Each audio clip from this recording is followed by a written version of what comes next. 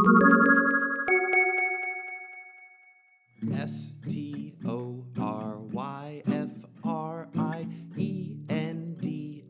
Story Friends. It's Story Friends. Hi, welcome back to Story Friends. My name's Dylan, and I'll be your host today. Story Friends is a place for people of all ages to tune in while we share some of our favorite things and try some stuff, do some other things, and maybe check in with neighbors and all of that. So we hope you enjoy these short segments. And without further ado, let's move right along to our first segment of the day, which is something that we're calling Songs to Wash Your Hands To.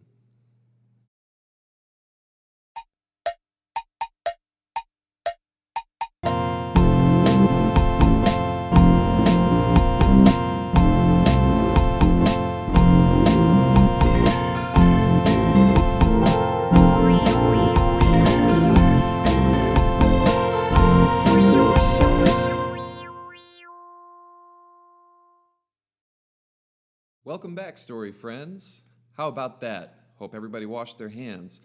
Time for our next segment. This is one that I am calling Favorite Plant. Favorite Plant, in which I will share with you one of my favorite plants that I have grown and care for at my house. This is what we call a succulent. This is a type of succulent. And you may have heard that word succulent in the past. It refers to a type of plant. It also means, when you're talking about food, succulent means tasty or juicy or delicious. I personally, when I'm making a meal and talking to my friends or my partner about it, I really like to describe tasty things as succulent. It's just a fun word, succulent. But it also refers to plants because these types of plants are full of juice. They're juicy and tender. They have these big leaves that are full of juice. And this one, I believe, is called a paddle plant. I could be wrong. I think, like many succulents, I believe it originates in the continent of Africa, maybe South America too, but they're pretty cool. And I really like this one. Winter is kind of hard in Michigan for succulents, for this type of plant, for most plants in general, because they love light and they don't need a lot of water. But when it's winter in Michigan and you have succulents, they tend to grow kind of nice and long and tall because they're trying to get to the sun. And that's fun. You get to watch them get nice and long. I believe they call it getting leggy. They get leggy succulents. If you have succulents at home, maybe you've noticed that they'll grow like a nice tall shoot, and that's because they're trying to reach that tasty sun, so they can fill themselves up with juice. And you can notice there's a couple little babies down there. Succulents kind of grow these little offshoots. They grow little babies. And those are fun to watch grow. And once they get healthy and strong enough, you can actually chop those babies off from the papa plant here and put them in soil, and they will grow all on their own, and that's pretty fun. One last fun thing about this that makes it one of my favorite plants is it's in this really cool ceramic clay piece here, this special piece, and this is made by a local artist named Debbie Carlos, who does an amazing job, and I'm a big fan of their work. But this is one of my favorite plants. Letters that we are not sending. Dear Lizzo, thank you for your music and positivity in these trying times. We love to jump rope to your music every morning. You seem like a very fun and optimistic person, but I know everyone is having a hard time right now. We hope you're finding some time to relax and not working too hard and not feeling too much pressure to perform. Until next time, we'll just keep jumping rope in the empty theater to your music every morning. Love, your Story Friends. Letters that we are not sending. Welcome back, Story Friends. Time for our next segment.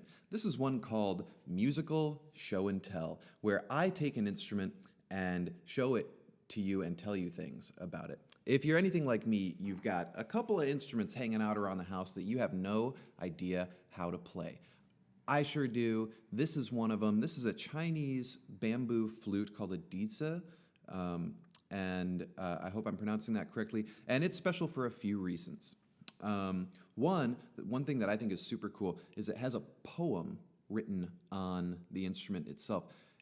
That's not something that you see a lot of. You don't see a lot of instruments that come with a poem written on them. And I think that's kind of cool. I think maybe we need to change that and write more poems on our musical instruments. Yeah, it's pretty cool. So this is made of bamboo, and it has holes here that you put your fingers over to change the notes. And it has a hole here that you blow across. You blow across it, not into it. And it has a special extra hole, and that hole is pretty neat. You might notice there's a little bit of paper, a very thin piece of paper membrane over there, and you stick that on to give it kind of a buzz when you blow through it. And what's neat about that is you can affix it. You can place it over that hole in two ways. One, lick it like a stamp, slap it on there. It might fall off if you do it that way. The second, the tried and true traditional method, is to take a piece of garlic, a clove of garlic, cut it in half. And you know that sticky stuff when you cut garlic, how it's kind of sticky and stinky? Well, you just rub that all over that paper, that membrane. And then you stick it on there nice and gentle, and then it stays on, and it smells delicious. So this is a Chinese dizi, and I'm going to give it a whirl here for you.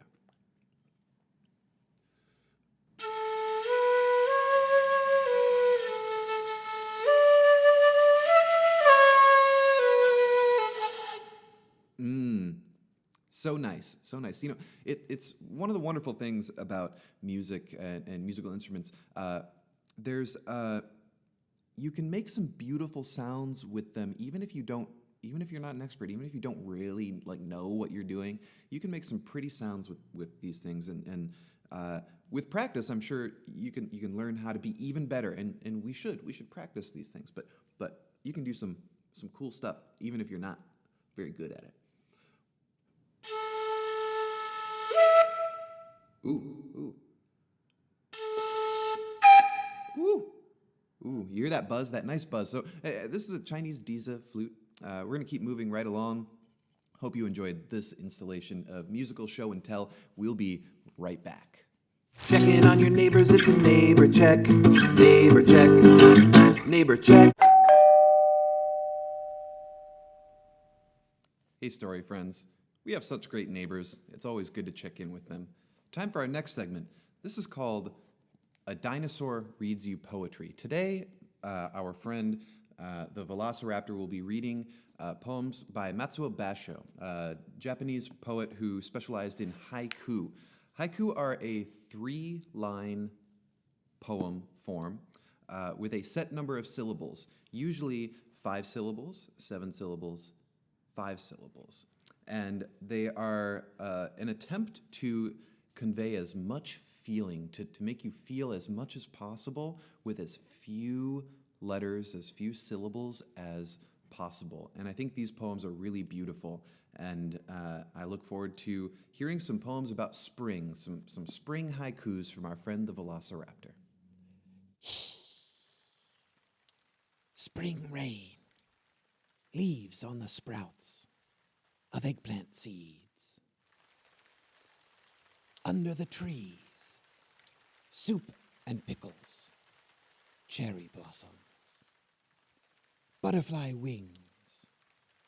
How many times have they flown over the roof's wall? These villagers are all descendants of flower guards. Cheetah check, cheetah check, cheetah check, cheetah check, cheetah check, cheetah check, cheetah check, cheetah check. She's a little dog sitting on the thing by the fire. It's a cheetah check, cheetah check, cheetah check, cheetah check, cheetah check. How's she doing? Cheetah check, doing great. Cheetah check, cheetah check. Well, story friends, that's it for today's episode. It went by so fast, I know. But we're going to leave you with one last tune. In the spirit of Story Friends, we're going to make it up as we go. We hope you're all staying safe and warm and cozy out there. And hope you enjoyed this episode of Story Friends. Stay tuned. We'll be back with more.